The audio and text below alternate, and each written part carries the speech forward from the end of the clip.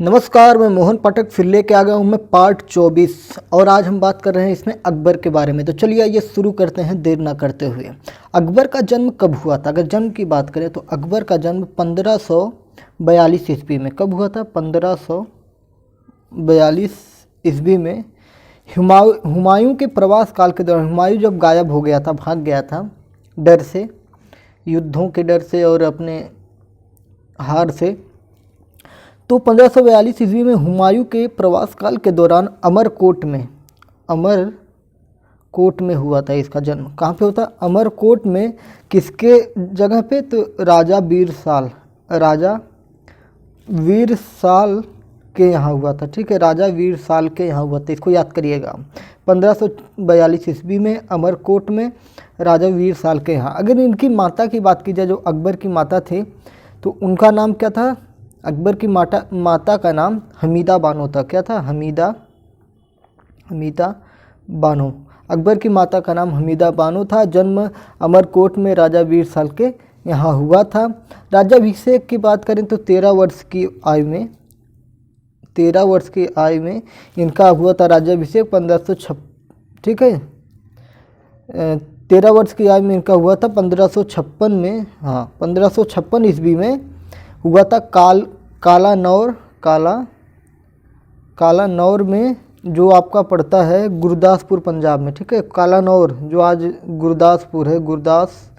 गुरदासपुर से सांसद कौन है? I think Sunny Deol, 2.5 kilo का हाथ वाला सनी देओल, वहाँ से इस बार के सांसद हैं। ठीक है, तो ये सारी चीज़ें जीएस की चीज़ें हैं, जानकारी रखनी चाहिए आप लोगों को। तो कालानौर जो है ये गुरदासपुर, ये पंजाब में है। ठीक है, पंजाब में। ठीक है, 13 वर्ष की आयु में अकबर का यहाँ पे राज्यारोहण हुआ। 1560 तक उसने बैरम खान के संरक्षण में काम किया था। ठीक है, 1560 तक जो उसका अंगरक्षक था बैरम खां, या जो भी समझ लीजिए, उसके साथ में वो राज्य किया, मतलब उसके संरक्षण में। छोटा था, बच्चा था अकबर, तो भाई कोई एक तो चाहिए देखभाल करने वाला। पानीपत का दूसरा युद्ध। पानीपत का प्रथम युद्ध जैसा कि हमने पीछे पढ़ा चुका है आपको, 1526 ईस्वी था। ठीक है, पानीपत का प्रथम युद्ध 1526 ईस्वी। एक बार और मैं आपको रिकॉल कर दूँ, जिन्होंने नहीं पढ़ा इसको, विथ ट्रिक के साथ मैंने इसको बताया हुआ है, तो आप इसको यहाँ से स्क्रीनशॉट ले लीजिए। ठीक है, जो ये गुणा का निशान लगा हुआ, मतलब कटा हुआ का निशान लगा हुआ, मतलब ये लोग इससे मैच में हारे थे। मैच का मतलब युद्ध में हारे थे। ठीक है, मैच ही था एक तरह से उस समय का। तो ये पानीपत के द्वितीय युद्ध के बारे में बात करें तो आपको अंदाज़ा हो गया कि द्वितीय युद्ध अकबर के साथ ही हुआ होगा। तो पानीपत का जो द्वितीय युद्ध था ये आपका 1556 में हुआ था। ठीक है, 1556 ईस्वी में पानीपत का द्वितीय युद्ध हुआ था, जो बैरम खां की सहायता से हेमू विक्रमादित्य को पराजित किया था। ठीक है, विक्रमादित्य को पराजित किया था। किसने? अकबर ने। किसकी सहायता से? बैरम खां की सहायता से। ठीक है, 1560 ईस्वी में राज्यारोहण हुआ था। ठीक है, और युद्ध कब हुआ था? 1556 ईस्वी में राज्याभिषेक हुआ था। कैसे, में कुछ गड़बड़ हो गया क्या? नहीं, सही, ठीक, ओके। 1556 ईस्वी, 13 वर्ष की आयु। ठीक है, 1556 ईस्वी में राज्यारोहण हुआ था, और 1556 ईस्वी में ही आपका यही युद्ध हुआ था। कौन सा? पानीपत का द्वितीय युद्ध हुआ था। 1556 ईस्वी में पानीपत का द्वितीय युद्ध हुआ था। ये अकबर और बैरम खां, इसका जो अंगरक्षक था, वो इसकी सहायता करता है, और विक्रमादित्य जो हेमू नाम से था उसको पराजित करता है। मतलब पानीपत के द्वितीय युद्ध में ये जीत जाते हैं। कौन? अकबर जीत जाता है। ठीक है, अब आते हैं सैन्य अभियान के बारे में बात करें तो 1561, 62, 68, 69, 71, 76 था। तो इसमें कुछ महत्वपूर्ण चीज़ें हैं, तो जो मैं ऐसे ही ओरल बोल रहा हूँ, जो महत्वपूर्ण होगा मैं इसको यहाँ पे लिख रहा हूँ। ठीक है, जैसे 1561 की बात करें तो इसमें मालवा के खिलाफ ये अकबर का पहला सैन्य अभियान था, जिसमें उसने मालवा के राजा बहादुर शाह को हरा दिया था। फिर 62 की बात करें तो आमेर का युद्ध था, जिसमें राजा भारमल और अकबर के बीच में हुआ था, और इस युद्ध में परिणाम यह हुआ कि अकबर का विवाह राजपूत कुमारी भारमल की पुत्री से, हरकाबाई से हुआ था। किसकी पुत्री से? 1562 के युद्ध में 1562 के युद्ध में हुआ था ये आपका आमेर का युद्ध। आमेर का युद्ध हुआ था। आमेर, एक मिनट कैमरा हिल जाता है यार। आमेर का ये थोड़ा मैनेज किया करिए आप लोग यार, फैक्ट दे रहा हूँ तो थोड़ा सा भाई कुछ अच्छा है तो कुछ बुरा भी रहेगा। 1562 ईस्वी में आमेर का युद्ध हुआ था, जहाँ पर आपकी, ठीक है, ये क्या था, चित्तौड़गढ़ वाली कहानी यही है, चित्तौड़, ठीक है। आमेर का युद्ध हुआ था, एक मिनट रुके, चित्तौड़ वाला ये नहीं है, ठीक है। आमेर का युद्ध हुआ था, इसमें राजा भारमल जो था ये अकबर के बीच में होता है। इस युद्ध में क्या होता है, अकबर की शादी हो जाती है, जो राजकुमारी वहाँ की थी भारमल की पुत्री हरकाबाई से। किससे हुआ था, हरकाबाई से। इतिहास है यार, थोड़ा इधर उधर मिक्स हो जाता है, फिर भी गलत नहीं होने दूंगा, ठीक है। और इतना डीप में एग्जाम में नहीं पूछेगा, मैं तो डीप में बस बता रहा हूँ कि आपको पूरी स्टोरी याद रहे। फिर उसके बाद हुआ था 1568 ईस्वी में सिसोदिया की राजधानी चित्तौड़ पर इसने कब्जा कर लिया था। 1969 में रणथंभौर पर कब्जा कर लिया था। 1900 में नहीं, सॉरी यार, 1568 ईस्वी में इसने सिसोदियों की राजधानी पर जो चित्तौड़ थी उस पर कब्जा किया। फिर 1569 ईस्वी में रणथंभौर पर कब्जा किया। 1571 में इसने, ये इम्पॉर्टेंट है, 1571 में इसने क्या किया था कि गुजरात पर विजय प्राप्त की थी। यहाँ से क्वेश्चन बनता है सीटेट में और यूपी टेट में, गुजरात, ठीक है। इसने गुजरात पर विजय प्राप्त करने के बाद इसने 1571 में 1571 में विजय प्राप्त किया। और 1572 में किस चीज़ का निर्माण बनवाया था, इसी के इसका निर्माण करवाया था, क्या नाम है, बुलंद दरवाज़ा का, बुलंद दरवाज़ा का, ठीक है। अब क्वेश्चन क्या बनता है कि बुलंद दरवाज़ा का निर्माण अकबर ने किस विजय के उपलक्ष्य में करवाया था। क्वेश्चन सुनिए ध्यान से, कान में ईयरफोन डाल के। बुलंद दरवाज़ा का निर्माण अकबर ने किस विजय की उपलक्ष्य में करवाया था, तो ये आपका बनेगा गुजरात विजय के उपलक्ष्य में 1571। ईस्वी नहीं पूछता है अक्सर, ठीक है, अभी ईस्वी वगैरह का ज़माना गया, ठीक है। 1571 में, वैसे दिमाग में रहेगा तो अच्छी बात है, क्योंकि सीटेट यूपी टेट इतना ये पीसीएस लेवल का एग्जाम नहीं है कि वहाँ पे फैक्ट ये पूछेगा, पूछ भी सकता है, कोई भरोसा नहीं इनका। गुजरात विजय का, अब ये बना कहाँ था, तो फतेहपुर सीकरी, फतेहपुर सीकरी में इसका निर्माण हुआ था। कहाँ हुआ था, फतेहपुर सीकरी में इसको निर्मित करवाया गया था। एक महत्वपूर्ण युद्ध है 1576, 72 में ये हुआ, 71 में युद्ध हुआ, फिर एक 76 में महत्वपूर्ण युद्ध हुआ, हल्दी घाटी का युद्ध, जो काफ़ी इतिहास में प्रमुखता से प्रकाशित किया जाता है, ठीक है। इसमें युद्ध किसके साथ हुआ, महाराणा प्रताप व अकबर के सेनापति मान सिंह के बीच में हुआ था। महाराणा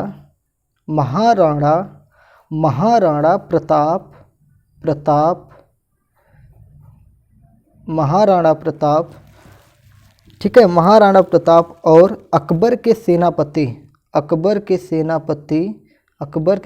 कौन था। मैं इस पर दबाव इसलिए देके बता रहा हूँ कि आपको याद हो जाए, ठीक है। हल्दी घाटी का युद्ध अकबर के सेनापति मान सिंह के बीच में हुआ था, ठीक है। क्वेश्चन बनेगा 1576 ईस्वी में हल्दी घाटी का युद्ध किसके बीच में हुआ था, तो महाराणा प्रताप और अकबर के बीच में हुआ था। महाराणा प्रताप और अकबर के बीच में हुआ था। महाराणा प्रताप और अकबर के बीच में हुआ था, ठीक है। आगे बढ़ते हैं। अकबर की मृत्यु की अगर हम बात करें, अकबर की मृत्यु की बात हम करें तो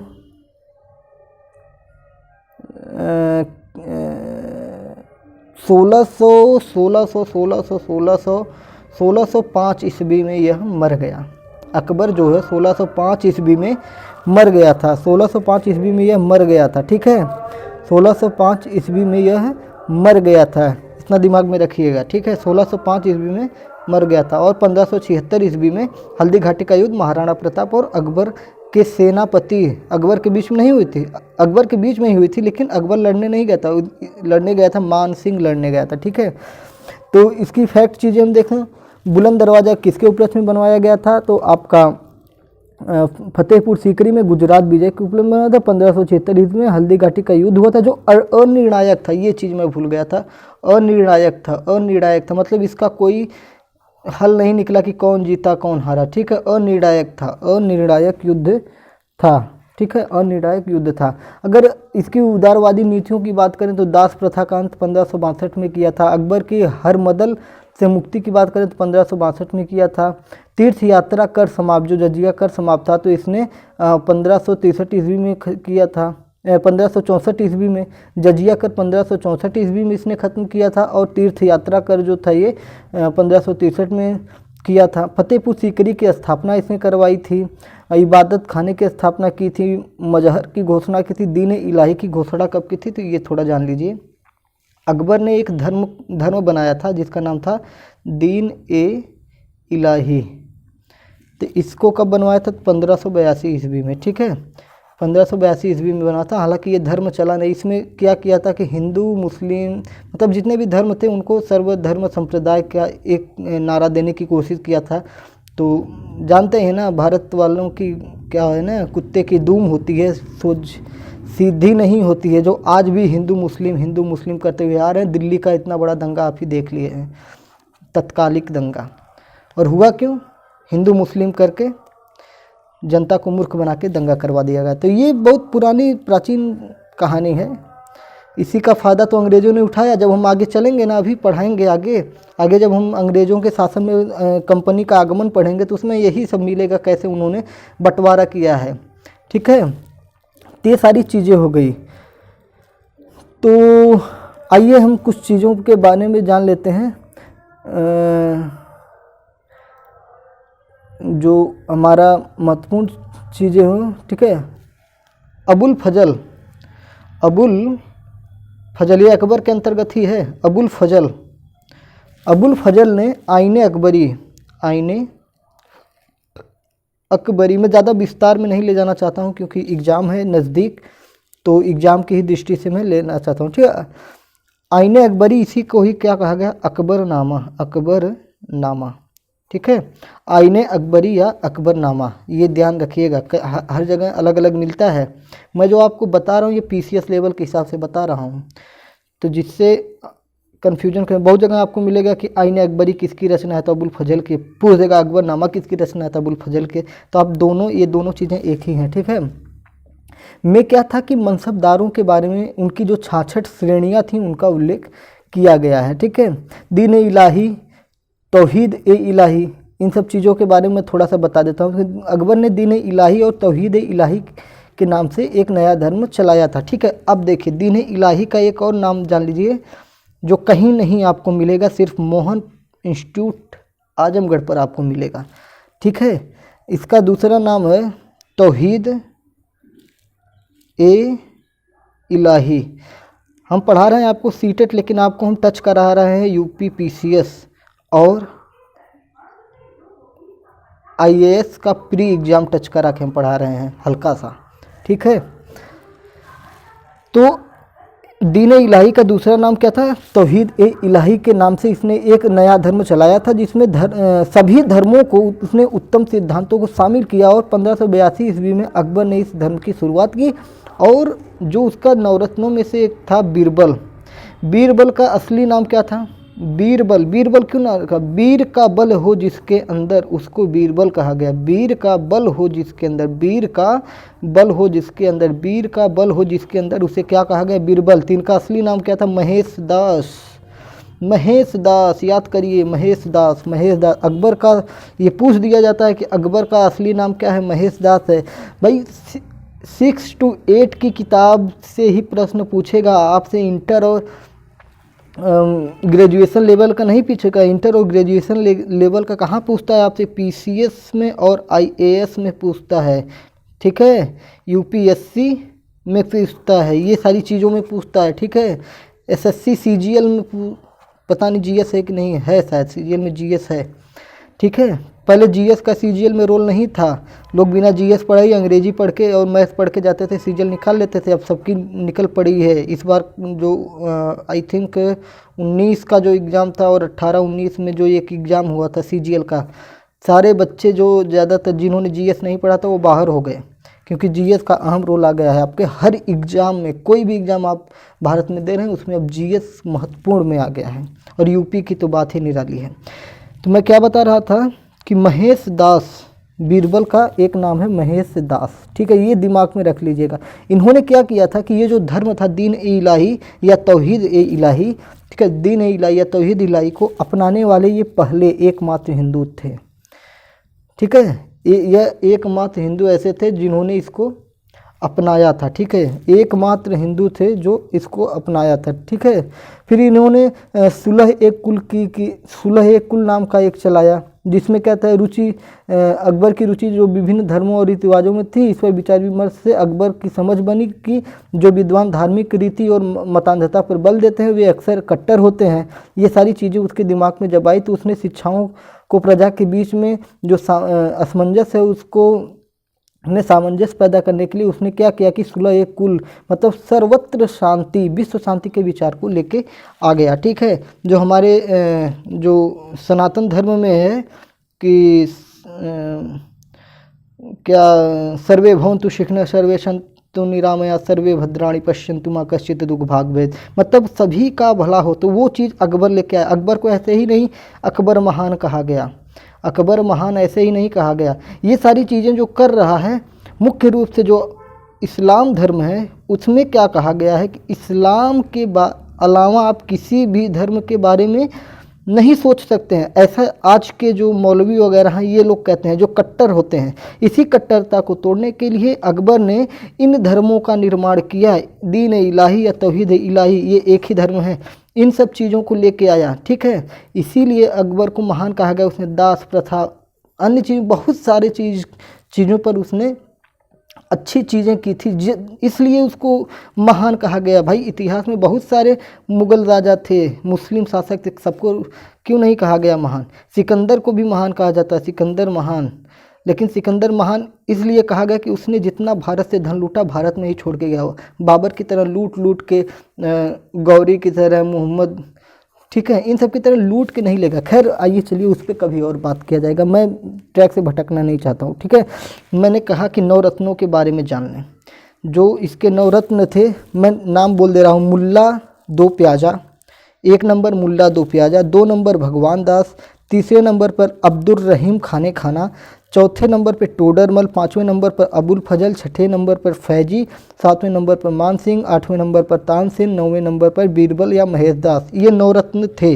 मैं एक बार फिर से बोल दे रहा हूँ, आप बैक करके देख लीजिएगा। मैं एक बार फिर से बोल दे रहा हूँ। मुल्ला दो प्याजा, भगवान दास, अब्दुल रहीम खाने खाना, टोडरमल, अबुल फजल, फैजी, मान सिंह, तानसेन, बीरबल या महेश दास। बीरबल का ही नाम महेश दास था, जो मैंने चिल्ला चिल्ला के यहाँ पे 10 बार बताया, पन्ना फाड़ डाला मैंने, पेज फाड़ डाला, ठीक है।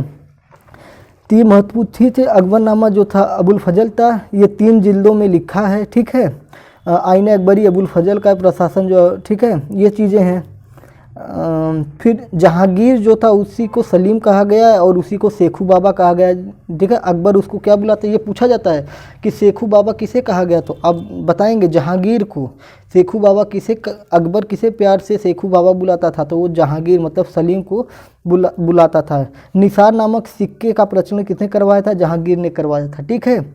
जंजीर ए अदल, जो सोने की जंजीर कहा जाता है, न्याय का घंटा कहा जाता है, किसने चलवाया था, तो जहांगीर ने, ठीक है। तुजू के जहांगीरी की रचना किसने की थी, तो जहांगीर ने की थी। राजकुमार खुर्रम जो था, सम्राट जो था शाहजहां कहलाया, ठीक है। राजकुमार खुर्रम जो था वही बाद में शाहजहां कहलाया। चलिए अगले वीडियो में इसको थोड़ा विस्तार से करूँगा।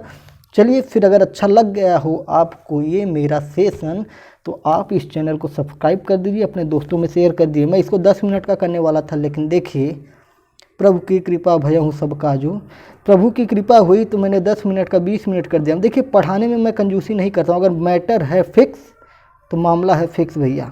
मैटर से कोई ये नहीं है कि अरे 10 ही मिनट का ये है वो है, अपलोड करने में टाइम लगेगा, कुछ नहीं। अगर मैटर है तो मैटर मैं आपको दूंगा, आप बस इस चैनल से जुड़िए।